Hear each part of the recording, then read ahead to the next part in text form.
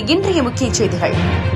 விருதுநகர் மாவட்ட ஆட்சியர் அலுவலக கூட்டரங்கில் காஃபி வித் கலெக்டர் என்ற நிகழ்ச்சியின் 100வது கலந்துரையாடல் நடைபெற்றது.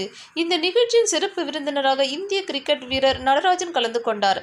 அதற்கு முன்பாக செய்தியாளர்களை சந்தித்த அவர், தற்போது விளையாட்டுத் துறையில் பெற்றோர்கள் அதிகம் ஆர்வம் காட்டுவதாகவும், விளையாட்டுத் துறையில் ஆர்வமுள்ள மாணவர்களை பெற்றோர்கள் ஈடுபடுத்துவதாகவும், மாவட்ட அளவில் விளையாட்டுத் துறையில் பல்வேறு வீரர்களும் பெண்களும் வருவதாகவும், விளையாட்டுத் துறைக்கு இது மிக பெரிய வெற்றி எனவும், இளைஞர்களுக்கு அனைத்து துறைகளும் வாய்ப்புகள் அதிகம் இருப்பதாகவும், ஆனால் அந்த வாய்ப்பை பெறுவதற்கு அவர்கள் சிரமப்பட்டு ஈடுபட்டால் மட்டுமே வெற்றி பெற முடியும் எனவும், அது இளைஞர்கள் கையில் மட்டுமே இருப்பதாகவும், ஒரு துறையில் வெற்றி பெறுவதற்கு 150% உழைப்பை செலுத்தினால் மட்டுமே வெற்றி பெற முடியும் எனவும், கடின உழைப்பு இருந்தால் நிச்சயமாக வெற்றி பெறலாம் எனவும் கூறினார்.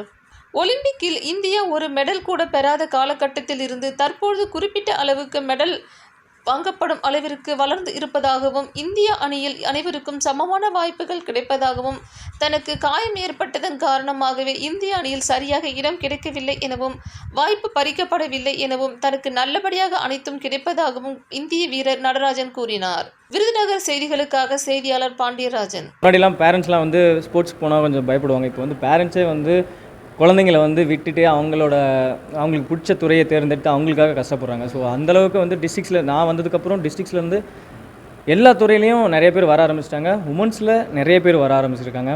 ஸோ இதுவே பெரிய சக்ஸஸ் தான். ஸோ ஸ்போர்ட்ஸ் பொறுத்த வரைக்கும் சூப்பராக வந்துட்டுருக்கு. ஸோ எல்லா துறையிலையும் நல்லபடியாக பிளேயர்ஸ் வந்துட்டுருக்காங்க. கண்டிப்பாக எல்லாருக்கும் ஆப்பர்ச்சுனிட்டி இருக்குது. இப்போ இருக்கிற இளைஞர்கள் அந்த ஆப்பர்ச்சுனிட்டி முன்னாடி ஃபஸ்ட்லாம் என்ன சொல்லுவாங்கன்னா, ஸோ ஆப்பர்ச்சுனிட்டி இல்லை அப்படின்னு பேசிகிட்டு இருந்தாங்க. இப்போ எல்லா துறையிலையும் ஆப்பர்ச்சுனிட்டி இருக்குது.